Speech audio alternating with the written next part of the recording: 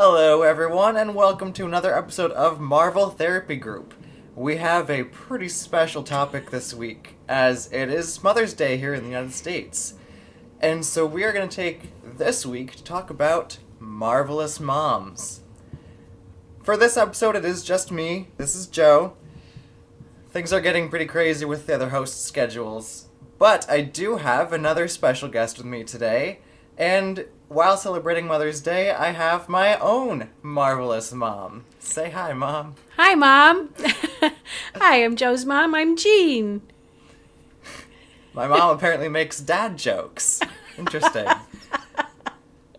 So Marvel actually released a list of of marvelous moms. And so we went through that list.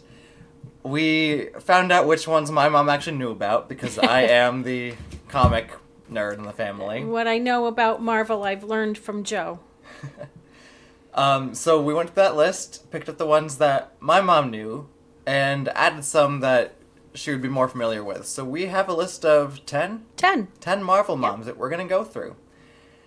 And right after the opening credit thing, whatever you want to call it, we'll start talking about that.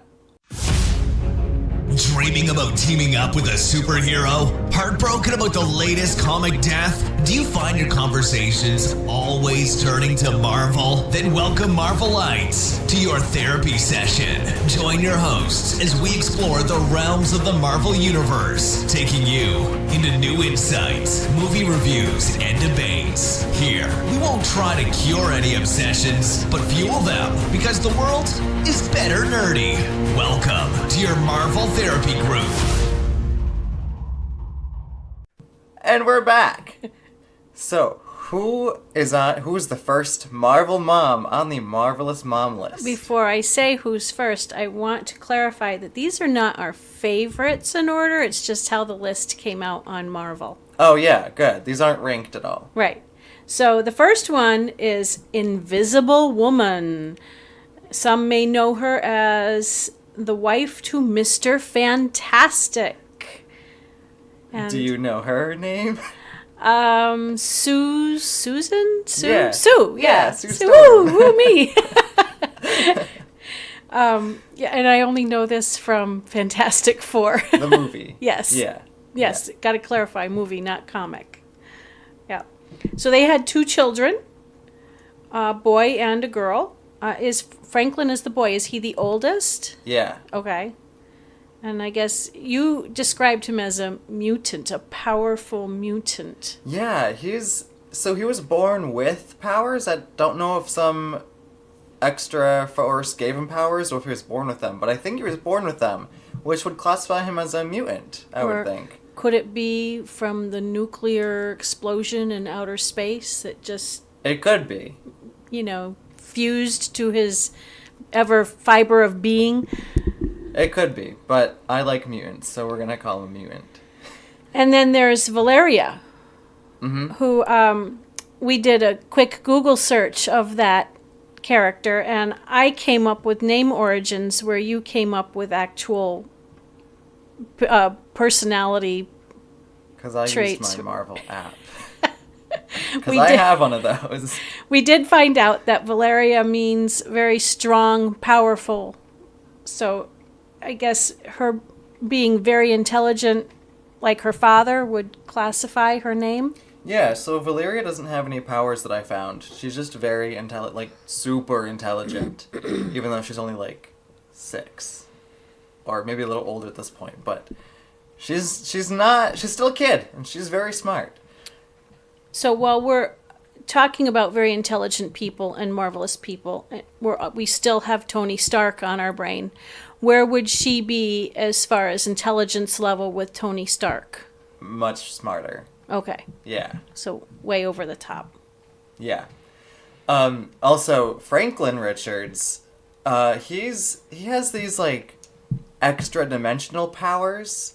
So I'm gonna go into a little bit of the comic background for Franklin, because I don't read a lot of Fantastic Four, but Franklin Richards was heavily involved in the Onslaught series, which involved X-Men, and because comics are tangled and twisted and complicated, I have to go back pretty far, but Onslaught is a merging of Professor Xavier's dark thoughts and Magneto's psyche into one being. So it had Magneto's magnetic powers and Xavier's telepathy. This is Franklin. No, this is Onslaught. Oh, I'm sorry. I'm sorry. But in order for Onslaught to become like an actual being and try to do whatever he wanted to do, he used Franklin. He went to Franklin, who was like a 3-year-old kid, and kind of like manipulated Franklin to help Onslaught come into power. Because that's how powerful Franklin is. Okay. So, with that, how good of a mom do you think the Invisible Woman would be? Before she had kids, or knowing Or what I is? know? How good of a mother is she?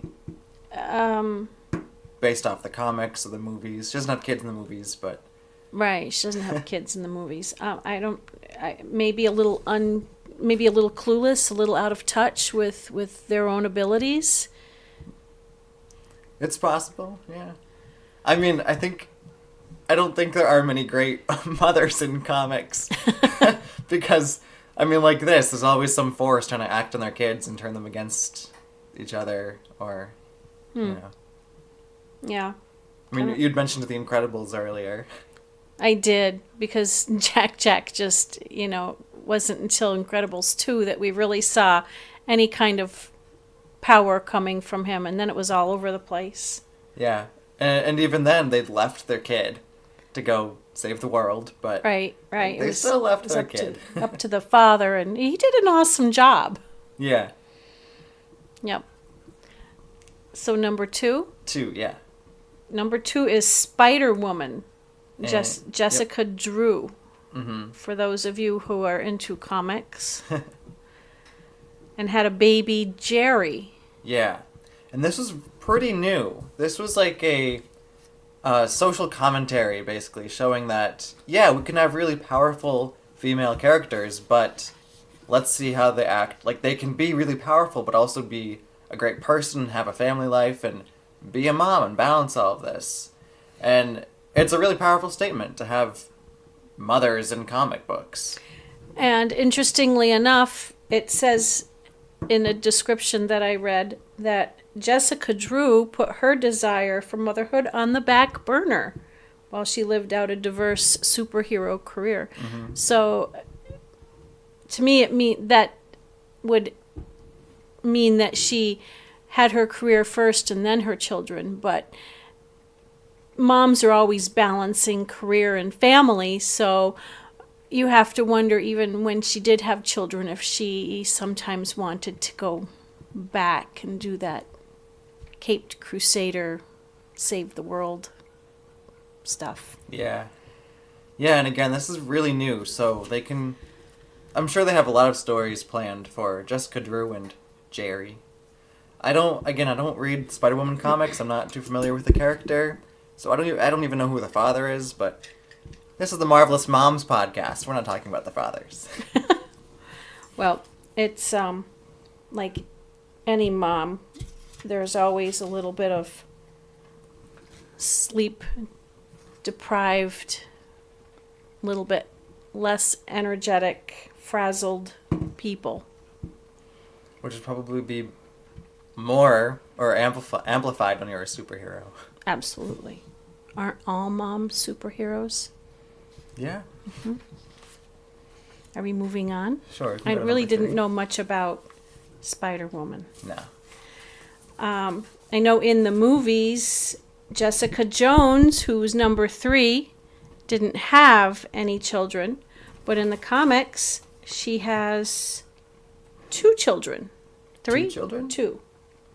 I thought she only had 1. Nope, sorry. You're right. I'm looking at the wrong note. Ah. Yes, 1 child, a girl, Danielle. Uh-huh. And based on what you know from the TV show, because after the TV show, Jessica Jones kind of got written in a way to make TV show viewers more familiar with the character. So the character, for the most part, is like the same as a TV show in the comics now, if that makes any sense. Okay. So how do you think Jessica Jones would cope with being a mother? She'd be totally stressed out. Either that or she or he would be one heck of a street fighter. Because she's a pretty good fighter. Mm-hmm. So she might take her child with her to places like a gym or, I don't know, a case that she might be on. Oh, that'd be funny. She's like in a dark alley, but trying to spy on someone, but trying to keep her baby quiet. Right. Or she could just give it to Jessica Jones. I mean, Luke Cage. Luke Cage is the father. Right. Luke Cage is a street fighter. Yeah. Street level fighter. Street level, yeah. Fighter. So, I'm assuming he knows of her abilities? Yeah. Yeah. Okay, so... They're both superheroes. So she goes out on a job and she said, here, take the kid? Sounds good to me. Okay. It's interesting to think, too, what these kids might grow up to be. If they want a normal life, quote unquote normal life, or if they're just going to continue in their parents' footsteps. I feel like Jessica Jones would be the kind of person who's just having a peaceful afternoon. Like maybe she just put the baby to sleep and she's like, okay, I'm going to take a nap, or I'm going to work on a case now that I have time. But then she gets a call from like Iron Fist and he's like, hey, there's someone in Central Park that we need help with. And she gets so exasperated, just grabs the baby because she can't find a sitter in time. Just grabs the baby, flies over to Central Park, just punches the guy out and goes back. Maybe she carries the baby in a papoose. You know, like those little things that moms wear. Right. Yeah, over her costume. I can see it. That's funny. All right. Yeah, I think the TV personality of Jessica Jones would translate really well into the comics. So like, we can infer what she'd be like. The TV series Jessica Jones, I never would have envisioned her as a parent. Oh, she'd have to go 9 months without a drink? Well, that would be an issue, but she's just such a free spirit, and she's just always doing something dangerous. That, although she is a bit promiscuous, it doesn't surprise me that she would have a child, but it surprises me that she would want a child. Yeah. All right. Are we moving on? I guess it could surprise anyone that any of these heroes would want a child because they've gone through so much trauma. That's true. Speaking of trauma, let's go on to the next marvelous mom. Jean Grey. Jean Grey. And as much as I love Jean Grey, she is not winning any awards for Best Mom. Mostly because she never really actually had any of these kids. All of the kids that are all the kids that the comics bring up are from other timelines or other dimensions, so the Jean Grey that we know has never actually had any of these kids. And not with Cyclops. Or Scott Summers. It's very, very weird to think about that these kids who are adults, they're grown up now, come over into the 616, the Prime Marvel Universe, and find a Jean Grey who's like, oh, okay, I just have another kid now, I'll call you, you can call me Mom, because what else is she going to do? Anyway, do you want to read a little bit about Jean Grey? Well, I know that she was married to Cyclops. She's got 3 alternate timeline children. There's a boy named Cable, a boy named Nate Gray, and a daughter named Rachel Summers. Right. So fun fact, Cable is the superhero name. Mm-hmm. But his name is also Nathaniel Gray. No, Summers. I think he's Nathaniel Summers and there's a Nate Gray. It's confusing. Okay. Yeah. I guess she liked the name Nate. Or some version of her did. Yeah. Actually, I think... So, Jean Grey, she dies a lot. Yes. I think you know that Yes. much. Oh, yeah. She dies a lot. So, yeah. And so, at one point, she had a clone who was named Madeline Pryor, and Scott decided that... she was a flight attendant, and he met her and fell in love, and apparently the fact that she was a clone or looked exactly like his ex-wife didn't bother him at all, because he got married to her again, her clone, Madeline Pryor, and had a kid. So this was the Prime Marvel Universe, and I think they had Cable. I think it was Cable. Yeah. Okay. The other two came from other timelines.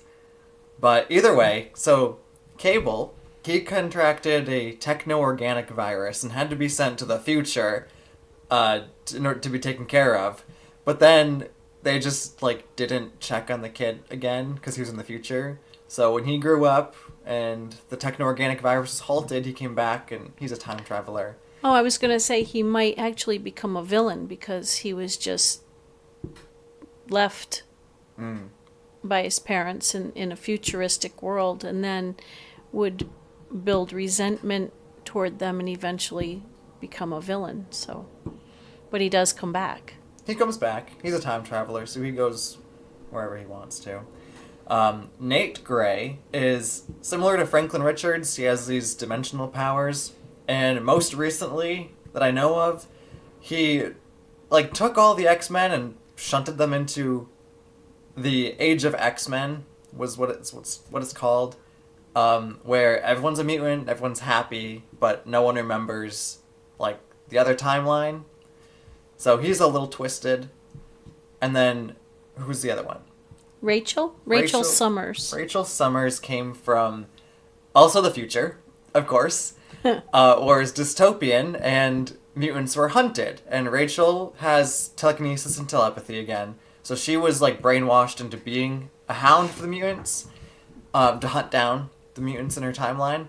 Broke free, came back to the past, I guess. To her past. Okay. To our timeline, you know? Okay. Or, you know, the Jean Grey that we know, her timeline. But Rachel's good. I like that character. So anyway, 3 kids, but she hasn't really met any of them in their childhood, so she's not winning any Mom of the Year awards. So she gives birth, never meets them? Yeah, pretty much. Okay, that's pretty strange. That's the X-Men. Speaking of strange. Oh, you gotta love this character coming up. You've gotta love her. If you saw Endgame, you've gotta love this. It's Scarlet Witch. I swear she is my alter ego. She is so badass. I just love her. But she does have her issues. She has some issues. Not so much in the movies. Well, she's emotionally scarred in the movies. But in the comics, she's way worse. But I was talking about in previous episodes, too, that one scene in Endgame where she comes back and just tears into Thanos. Yes. Like, she was about to kill him. Single-handedly. The big 3 couldn't take him on, but she just comes in and starts throwing Never telekinetic balls at her. underestimate the power of a mom when she gets angry. Well, yeah, she wasn't a mom in the movies. No, but... Same character, so yeah. Scarlet Witch, she had kids with Vision, so kind of weird. What do you think about that, first of all? That she had kids with Vision? Yeah. Vision is that green guy? Right. Yeah. Right. What do you mean? What do I think of that? Well, it's weird, because Vision is an android. Right. He's like a created person. That would be a... I'm just not going to go there. A little weird. It's like she couldn't find an actual human good enough for her, so she's like, oh, I'll go with a robot next. But actually, in one comic series with the Scarlet Witch and Vision, they started to build up and say that there was an actual human consciousness that was like implanted into the Vision's body, so they tried to pull him off as an actual human, just in a synthetic body. So, anyway, one day, the X-Men are fighting, as they do, and the Scarlet Witch goes insane, and she mutters the words, "No more mutants."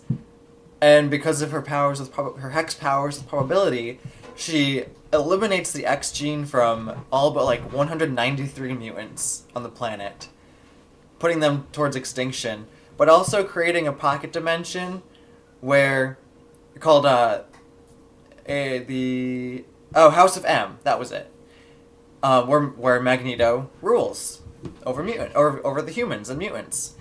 But the Scarlet Witch and Vision, they're in their little house thing, and they're happy with their kids that Scarlet Witch created because she's insane.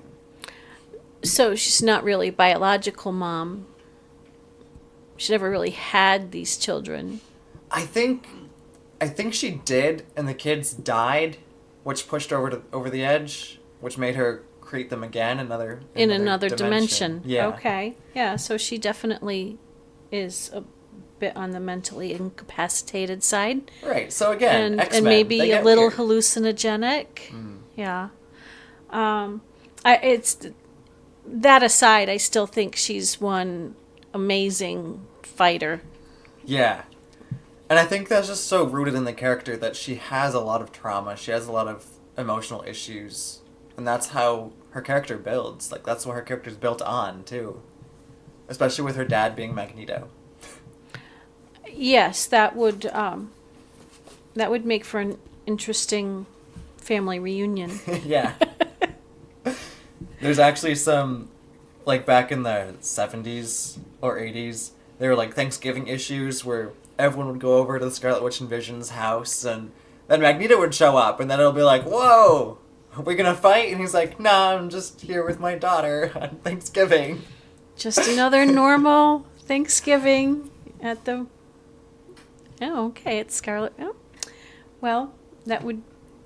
Comics get weird, and weirder when you deal with the X-Men. Okay. Speaking of X-Men... Oh, but... Whoa, you got more. But she's a good mom. I would say she's a good mom. Well, I didn't read the comics. Maybe you could let me borrow one sometime. I think a mother always has a good spot in her heart, no matter what kind of a mother she is. She's got a good spot in her heart for her kids. Mm-hmm. But again, speaking of X-Men, there's another X-Men mother coming up. Yeah. In our number 6 spot. Yep, 6 spot. And that is none other than Mystique. That's right. Mystique, also not winning any great awards for being a mom, especially given, what she does on a daily basis. But Mystique had 3 kids. And do you know who her kids are? Well, one of them really, when I found out about it, really confused me. She's got two kids. One is Blue Nightcrawler. Well, he's blue, but his name is Nightcrawler. And hopefully I'm not making anybody else have their mouth drop open like mine did. Rogue. Mm-hmm. Rogue would be one of her children. Which my first reaction was, who did she get busy with to have Rogue? And in the movie, the X-Men movie, who are the people that are raising her as their own child? Did they adopt her? Right. So I think that Rogue, or Mystique, is technically Rogue's adoptive mother. But basically mother overall. I think it was Mystique that allowed or made Rogue join the Brotherhood of Evil Mutants originally. It was the Brotherhood of Evil Mutants that made Rogue go attack Carol Danvers of Captain Marvel. Mm-hmm. But she touched Captain Marvel for a little too long and then permanently absorbed her powers and had this whole breakdown because she couldn't sort out the memories of the powers. And then that's when she went over to the X-Men, to Xavier, and she was like, help me. I forget where I was going with that. I just like talking about the X-Men. I think the X-Men are, especially after, X-Men have been kind of forgotten because of all of the help me out, The movie The issues, the rights. Right, movie issues, rights, but now we're probably going to see a little bit more of them coming back in to Marvelous Universe. It'll be interesting because I think that's where I first was introduced to Marvel, was through X-Men. The movie, the first one? Yeah. Yeah. Yeah, that movie was actually like groundbreaking because it really was the first, maybe aside from Blade, but it was the first large-scale superhero movie. Where, like, Blade was a vampire, but, like, you knew about vampires. You didn't really know about mutants. So this was the first breakthrough that helped not just Marvel, but the superhero genre pick up. I was never one to read a lot of comic books when I was a kid, and if I did, it was Archie and Jughead or Peanuts. So this Marvel education has been enlightening. Mystique actually had a third kid, and I believe biological. Biological, with Sabretooth from the Brotherhood. And do you know Sabretooth? He was in the movies. I think I know which one he was, yeah. Okay, kind of Wolverine's nemesis. Yeah, yes. Yeah. She had a kid with him in the comics. Should specify. It is, yeah. No, I should specify. Not but in the movies. It is specified here in my notes. Yes, I have cheat notes. And this kid was named Graydon Creed, and neither Mystique nor Sabretooth really wanted this kid, so they just gave him up. But Graydon Creed found out that he was adopted and given up by 2 mutants, and decided from that point on he hated mutants. So he went on a anti-mutant tirade and became a bad guy. Interesting. So the apple doesn't fall far from the tree in that aspect. I guess except not. They're on opposing sides. It does also state in here that Mystique would not be likely picked for Mother of the Year. Yeah. So she does not have a mug sitting in her kitchen that says best mom ever. She does have her moments, though. Like, she still cares for her kids. Especially Rogue. She checks up on Rogue in the comics from time to time. And every time Rogue is like, okay, what's going to go down here? And we're going to fight? And Mystique's like, no, I'm your mom. We don't do that. We don't do that.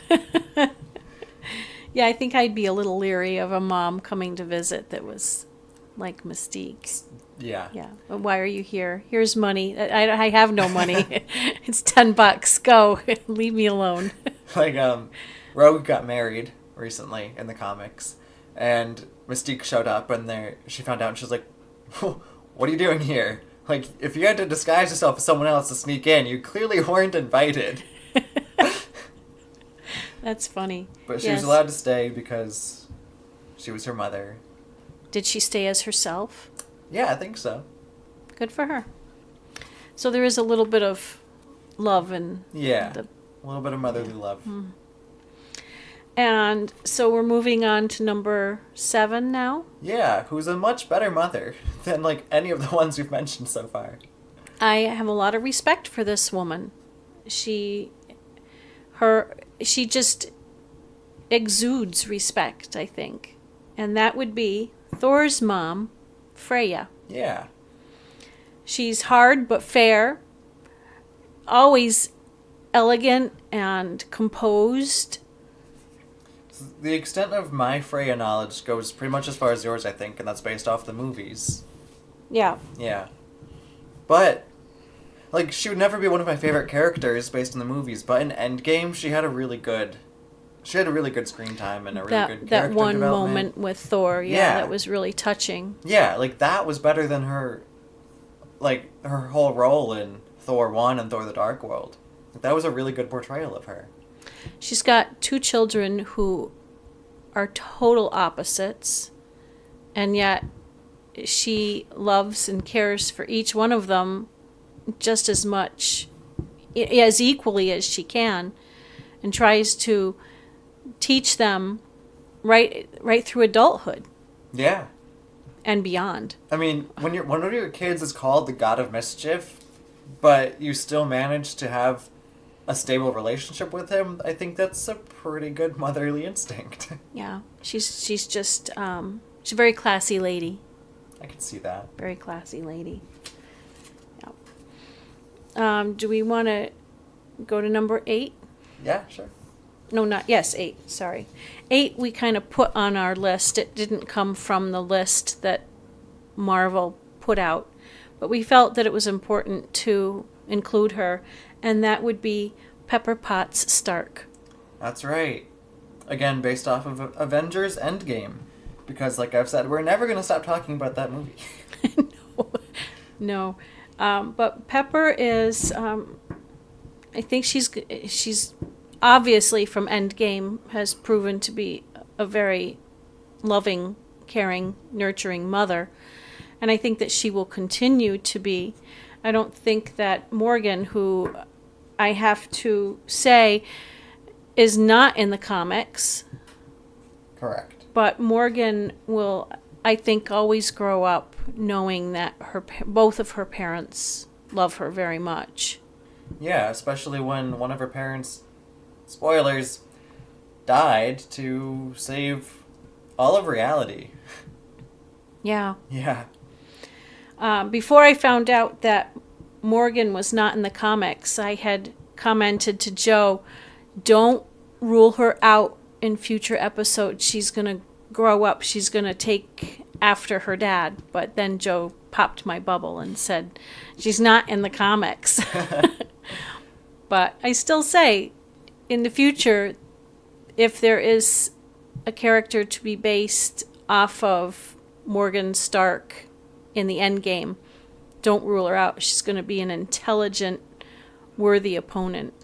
Right. And because she's not in the comics, that just gives the writers and directors free reign with this character. They can do whatever they want with her. But like, unlike Mystique, who would not win Mother of the Year award, I think Pepper Potts could. Yeah, I could see that. She would have a cupboard full of Mom of the Year mugs. Although, according to Tony, Morgan only loves her about, 7 in the 900 range? Right, yes, yeah. He was 1,000? 3,000. 3,000, yeah. That may change as Pepper moves into mother/father role. Right. Didn't we throw the number 9 in as well? This next amazing woman was not on Marvel list, but we felt it was important to include her. Right. And that would be Aunt May. Yep. Peter Parker's aunt. Yeah. Again, not his mother, but a motherly figure, and that definitely counts for Mother's Day. Definitely. Aunt May was married to Uncle Ben, and Uncle Ben was brother to Peter's father. Mm-hmm. So it seems natural that Peter would go and live with them after his parents died. And Aunt May definitely did a good job of stepping in as mom role. I like how in all of the movie iterations we get different actresses and definitely different ages of Aunt May. Yes. But it's, at the core, it's the same character. Like, every time it's very nurturing, it's very motherly. You know, it's a fundamental character that definitely fits in for a Mother's Day episode.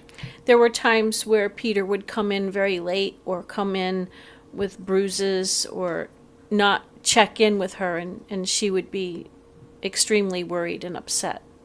And I'm excited for Marissa Tomei's version, so in the movies now, because she knows now that Peter Parker is Spider-Man, which isn't something we've seen in the movies. So I'm excited to see how I have that seen goes. commercials. Yeah. Yeah. I don't... You get an image... Like, I know Connor has mentioned several times the Spider-Man that he likes, and why should we move on and make new ones and change the characters. And I think I'm kind of stuck in his mindset there, because why do we have to keep switching up the characers? But... Because different movie rights, different cinematic universes. No, I get it. I get why, but at the same time, it just... Yeah, I don't know. Connor, I'm right there with you, bud. And did you have anything more about Aunt May? Aunt May, she once married James Jonah Jameson, the newspaper reporter. Or, not the reporter, but like the head guy. which was interesting. I don't know too much about that except that it happened. But I don't think many people like want to remember that, so it's just kind of Right. it's been retroactively Swept under the rug. yeah. Yeah. Okay. I'd never heard of that. So. And then we come to our number 10 spot. Another amazing woman right up there with Freya. Yeah. I always mispronounce her name. This would be Romanda, Black Panther's mother. Romanda. Another very classy, traditional woman. Yeah, the Queen of Wakanda. And Yeah. my knowledge, again, only goes as far as the movies, but Angela Bassett did a great job at really, portraying the queen, the regality, if that's a word. Yeah. Yeah, she always had, even when Black Panther was fighting for his title, she always had a very sophisticated air about her. I mean, every punch he took, I think she felt, yet she remained composed. But you can tell, too, that she has a really strong connection with her kids, T'Challa and Shuri. Especially from the movie, when T'Challa comes back into town, and Shuri walks away but flips him off. Yes. She knows. She's like, I don't know, there's a line. Where Without she's even like, "Stop that." seeing it. Without even seeing it. But, that's just the old adage that moms have eyes in the back of their heads. So I know that as a mother and as an educator, I can truly... I truly love the thought of a mother knowing all, seeing all, and hearing all. So you never underestimate a mom. And that is our Marvelous Mom list. After that, I think it's safe to say that the number 1 Mom of the Year award would go to Molly Weasley. Yes, she definitely deserves Mom of the Year award. She's been through a lot. But again, this list wasn't ranked. It was just marvelous mothers of the Marvel Universe. Any other comments? No, I don't think so. No, it was fun doing this with you. Well, if you think that we missed an important Marvelous Mom, reach out to us on Twitter, Instagram, or Facebook at Marvel Therapy Group, or for Twitter it's at Therapy Marvel. Also, find us on Facebook, Twitter, and Instagram. And listen. You can find our podcast anywhere you listen to podcasts, which you know because you're listening to it right now. So, YouTube, Spotify, iTunes, Google Play, and then a couple other apps. But, thank you for tuning in. Thank you. Yes. And happy Mother's Day to all the mothers that may be listening. Tell your own mother Happy Mother's Day. Tune in again next week. Thank you for tuning in to this week's Marvel Therapy Group, where together we can work through our comic thoughts and learn to live beside them. Views expressed are of the host only and do not reflect Marvel Studios or comics in any way. Hosts are in no way qualified to provide therapy. This is simply the name of the podcast. This has been another Marvel Therapy Group session.